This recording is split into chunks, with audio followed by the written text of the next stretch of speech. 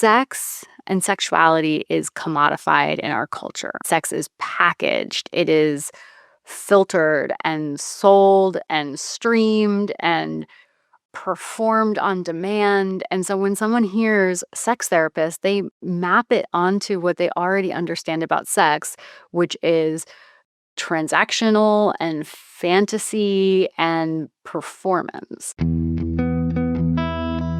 Welcome to The Intimate Philosopher, where philosophy meets intimacy and life's biggest questions finally feel at home.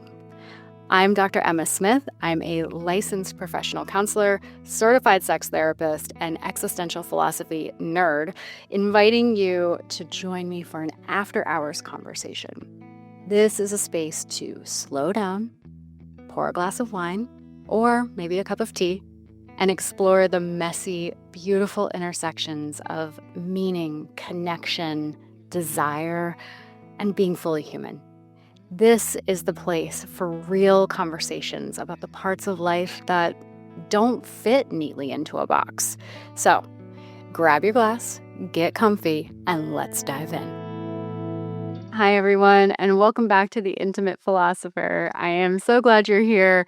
Today is going to be kind of a fun episode because it just kind of came out organically based on some of my experiences from the past week, which was both interesting and bizarre, and I thought it would be worth sharing with you. So here we go. So last week I was at a professional workshop, and unlike most of the professional workshops I go to, this one had nothing to do with therapy. And so it wasn't assumed, what everyone did. There was a wide variety of personalities and professions in the room. And of course, like most workshops, like they start off with those round robin introductions, tell me your name and your profession and what you're building. And, so when it was my turn, I said, hi, my name is Dr. Emma Smith, and I am a licensed psychotherapist and certified sex therapist. And I also host a podcast. And when I tell you that the room shifted, I mean, you could feel it, right? You could feel the tightening of the room. You could feel the discomfort and the quiet recalibration of whatever story that they had been telling themselves about me and who I was and why I was there. And I mean, it was some straight up pearl clutching energy. And so I, of course, as an introvert, the way I go into these situations is I like to know what I'm talking about, and that way I don't get flustered. And this is not what happened. I got really flustered.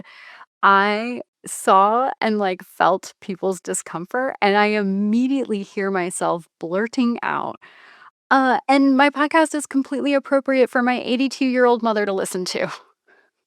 And I mean, that's actually true. My mom does listen to this, and I do actually try to make the topics that we talk about accessible even for people who might not be comfortable otherwise talking about sex and talking about desire and pleasure. That is all true, but it was so funny that I just immediately felt the need to reassure them and to clarify that I wasn't scandalous and I wasn't provocative or inappropriate. It was bizarre. So there was that. And then we had a great time at the workshop. And I think, like most people, once they got over the initial pearl clutching, for lack of a better term, I think that people actually relaxed and I had a great time. And I got to meet and connect with lots of really amazing people that I hope I continue to get to work with. So then I get done with that workshop, and then I go back to my regular day, right? Because this workshop, it was 5 days and it was 2 hours each day. So I leave the workshop on one of the days. I don't remember which one, but I go from that workshop and I go back to my computer and I sit down and I open up my email, and there is this email. Okay. So my life exists in kind of extremes. In the one end of my life, I have all these people who have like polite discomfort around sex and they don't know what to do with it. And then there's this other set of emails that I get that I have alluded to in the past. But again, I got another one. And this one was particularly colorful. So every so often, I will get an inquiry about sex therapy that, it begins fairly normal, right? And then it gets more detailed. And then it gets more explicit. And then there's like a transactional invitation. And then the person goes on to describe what they want physically and what they're looking for in a woman. And they clearly assume that I am offering a sexual service. So, in the same week, and sometimes even in this case, in the same day, I can experience subtle pearl clutching energy and then turn around and hit somebody's explicit projection. So, welcome to my life. This is the contrast in which I live. So, and aside from it being funny, and like, let's be real, it's funny. I think this really indicates, regardless of which end you look at, we are just not taught how to hold sexuality in this culture. Like, on the one end, we are moralizing it, and the other end, we're monetizing it. And then, we're either sanitizing and suppressing it into a silence that we don't even want to acknowledge, or on the other end, we are commodifying performance of this same thing that over here we were trying to suppress, right? And that's so interesting because actually, what most of my work is, is talking about and exploring sexuality as this psychologically complex, absolutely meaning laden part of being vulnerable and connected to other human beings or the deepest parts of ourselves. And we don't talk about that. So, this is what I wanted to do today. I wanted to kind of do a short episode about what sex therapy is and what it isn't. And then you can tell your friends. So I don't get, the pearl clutching or the explicit emails, because that would be great. So, sex therapy really is just a specialized form of psychotherapy. We help individuals and couples understand and explore desire and any concerns that they have related to sexuality, intimacy, connections, relationships. But at the end of the day, sex therapy is talk therapy, and it's professional and ethical and provided by licensed mental health counselors with a lot of specialized training. I mean, the training, I cannot underscore how rigorous the training is. In terms of the education credits, it's well over, the program that I did was well over 100 credits.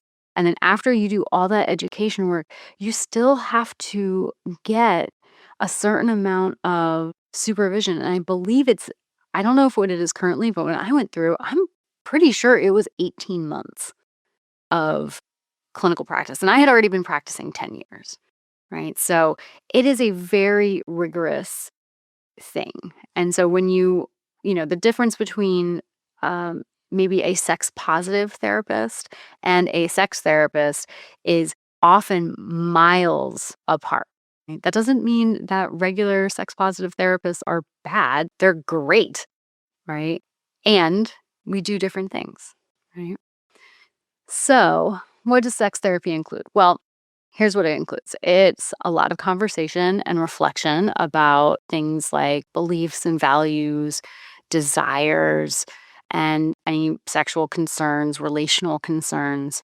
I do a lot of education about anatomy because we don't have comprehensive science based sex education that is readily accessible to most people. So, we have to sometimes teach people about their bodies and arousal and desire and relational dynamics, and then of course there's also exploration of emotional, cultural, developmental, and attachment factors that shape how we interact in our relationships and how we come to understand our own sexuality, and our relationship to our bodies as sexual beings.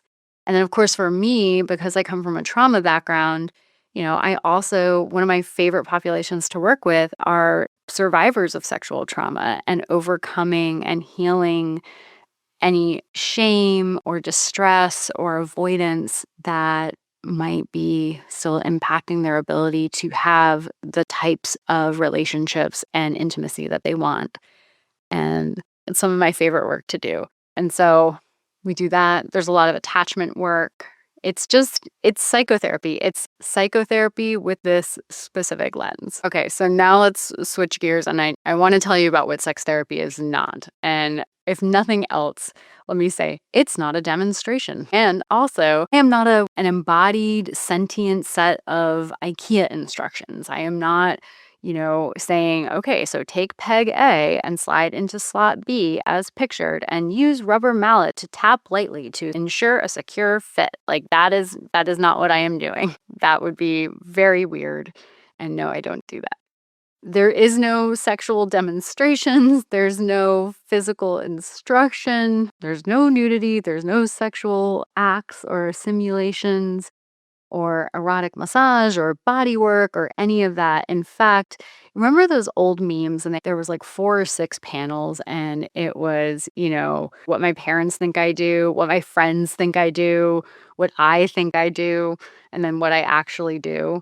It's so much more vanilla and professional and almost, I mean, it's not boring. I don't think my job is boring, but it is not what people are thinking it is, I think, a lot of the time. So at no point am I ever engaging in sexual behavior with a client.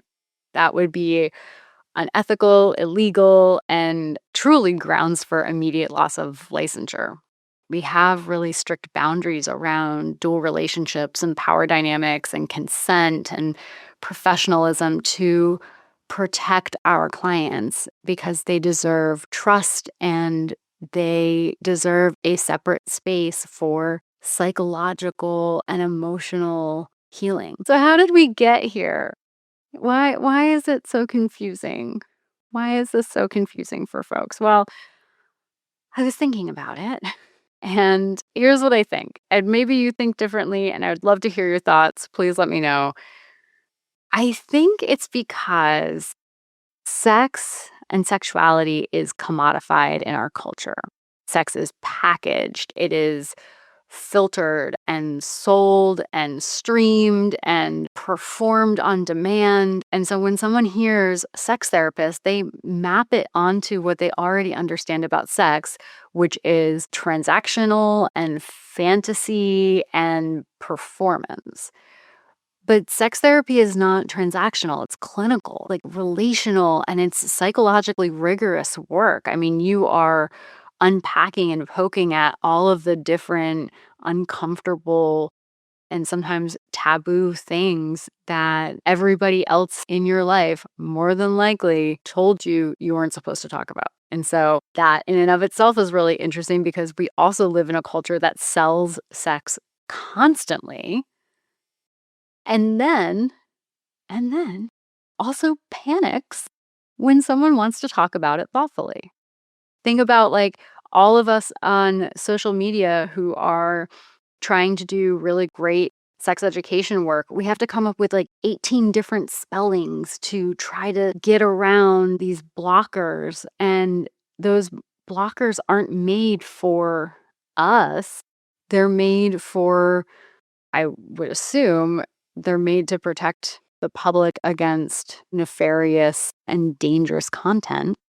But it's really interesting to have that and then also have someone whose only exposure to sex might be through porn. And so they send me an email saying what they want from me physically. And it's jarring, but it's not dangerous. It's kind of confusing. And I'm sure it's confusing for that person. And when I do respond, I try to respond in a way that assumes the best intent and just saying, like, hey, that's not what I do. So here's what I do. I actually put together a 1-pager finally. Maybe I'll start sending them this episode instead.